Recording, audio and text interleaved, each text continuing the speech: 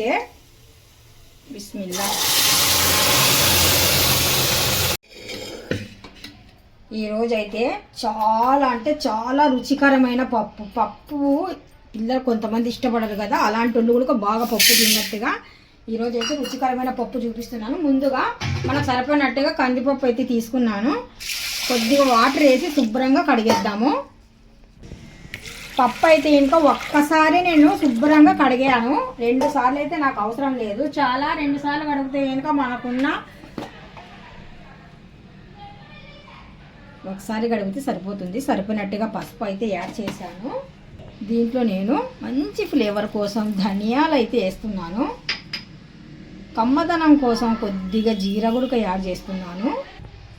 Fresh అయిన మేథి అయితే ఇంకా కొద్దిగా యాడ్ చేస్తున్నాను. ఇప్పుడు కొద్దిగా కసూరి మేథి కూడా యాడ్ చేస్తున్నాను. అలా అంటే చాలా హెల్దీ అండి. ఇప్పుడు మనం ఒక 2 ముక్కలు ఆనియన్ ముక్కలు కూడా వేసాము. శుభ్రంగా కడిగి పెట్టుకున్న చింతపండు గుడక. ఇప్పుడు మనము సరిపడినట్టుగా టమోటాస్ కూడా యాడ్ చేస్తున్నాము. 1 కప్పు, ఈ కప్తో అయితే 1 కప్పు అంటే 4 టమోటాస్ తీసుకున్నాను నేను. ఇప్పుడు ఇక్కడ మనకు సరిపోయినట్టుగా కారం పొడి కూడా తీసుకున్నాను. ఇప్పుడు మనము కుక్కర్ మూత తీసుకొని క్లోజ్ చేసేసి స్టవ్ మీద పెట్టేద్దాము. 3 విజిల్స్ వచ్చేంత వరకు వెయిట్ చేద్దాము.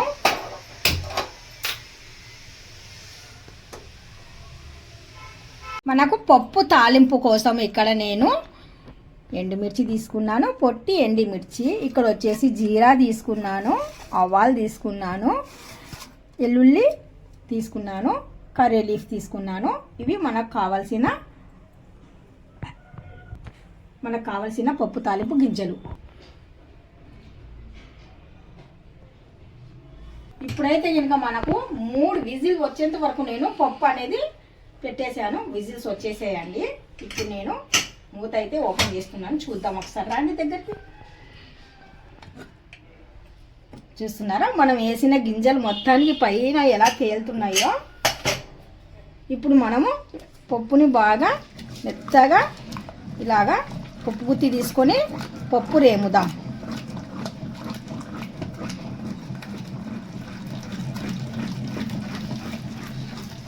పప్పు కొంతమంది బద్ద ఉండాల అంటే చిన్న చిన్న ముక్కల కిందికి బద్ద లాగా ఉండాలంటారు. కొంతమంది మాత్రం మెత్తగా ఉండాలి అని చెప్తారు. అది మీ ఇష్టం.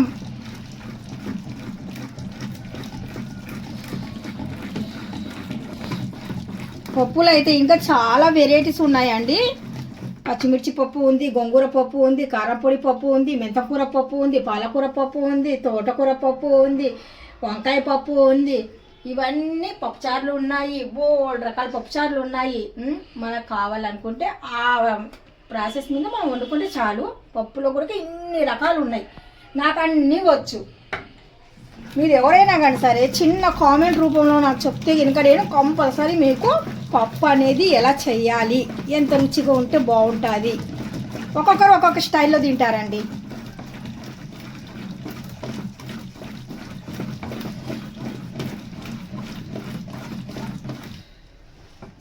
చూస్తున్నారా, మనం మేథి వేసాం కదా, పప్పు సూపర్గా ఉంది.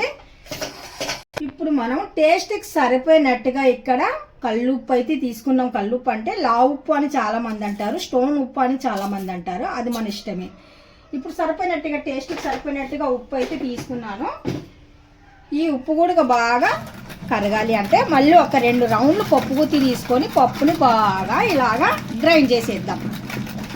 హ్యాండ్ గ్రైండ్ ఇది 100% అయితే పప్పు సూపర్ టేస్టీగా చేస్తానండి. నేను చాలా బాగా చేస్తాను. నేను షార్ట్లో ఇదే పప్పు చేశానండి. కాకపోతే చిన్న డిఫరెంట్, అది కొద్దిగా డిఫరెంట్, ఇది కొద్దిగా డిఫరెంట్ అనమాట. చాలా అంటే చాలా బాగా నచ్చింది అని చెప్పారు ఇంట్లో అందరూ. అంత బాగుందండి పప్పు, సూపర్గా ఉంది.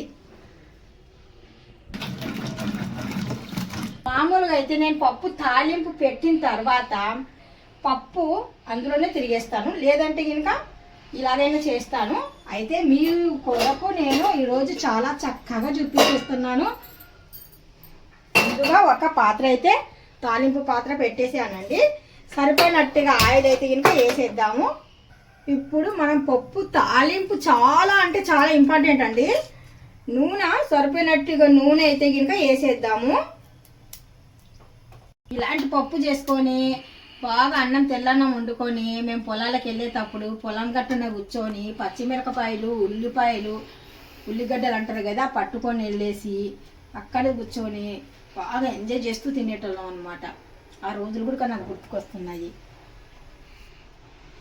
ఇప్పుడు మనకు నూనె బాగా ఏడెక్కిన తర్వాత మనము ఇక్కడ వచ్చేసి ముందుగా వేయాల్సింది ఎల్లుల్లి రంబలు.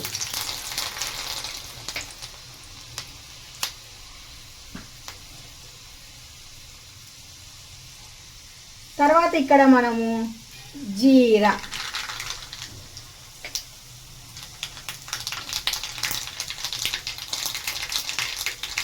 ఆవాలు వేసాను సారీ. ఇప్పుడు జీరా, మిర్చి, కరేలి సారీ అండి కరేలి. ఇప్పుడు వచ్చేసి చివర్లో నేను ఎండుమిర్చి యాడ్ చేశాను. ఎండుమిర్చి పొట్టి ఎండుమిర్చి అయితే తీసుకున్నాను. ఇవి మీరైతే ఇంకా ఇలాగే వేయకండి, ఎందుకంటే ఇలాగే వేస్తే ఇంకా అవి నూనెలో తేలుతాయి అన్నమాట. చిన్న ఘాట్ అయితే పెట్టాను అంటే పేరకుండగా.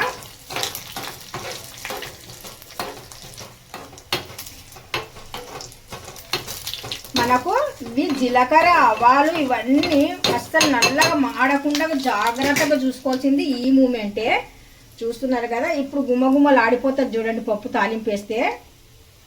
బిస్మిల్లా.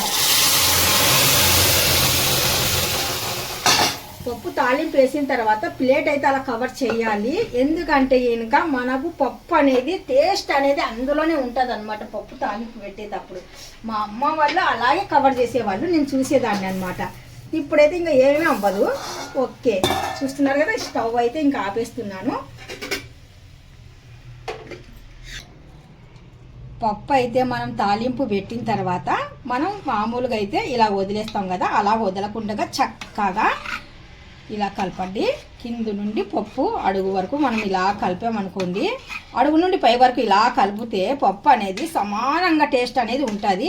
లేదంటే మనం తాలింపు పెట్టిన పప్పు గింజలల్లో పైనే తేలిపోతాయి కదా, పైన తెలియనో లేవు పప్పు తీసుకొని తింటే కనుక పైననే టేస్ట్ ఉంటుంది, అడుగున మాత్రం ఆవు గింజలు ఉండవు, నూనె వెళ్ళదు. అందుకనేసి పప్పు అనేది ఇలాగ మనం కలిపేసి పెట్టామనుకోండి ఇంకా మనం ఎప్పుడైనా తినండి, అది మన స్టైల్లో పప్పు సూపర్గా అయితే ఉంటుంది. మీకు ఈ పప్పు డెఫినెట్గా నచ్చే ఉంటుంది అనుకుంటున్నాను. నచ్చినట్టుగా అయితే ఇంకా జస్ట్ ఒక లైక్ అయితే చేయండి. ఇంకా మీకు ఏమైనా పప్పు కావాలని కామెంట్ రూపంలో పెడితే ఇంకా నేను మీకు నచ్చిన పప్పు నా స్టైల్లో చేసి చూపిస్తాను. బాయ్ బాయ్, సీ యూ, అల్లా హాఫీజ్.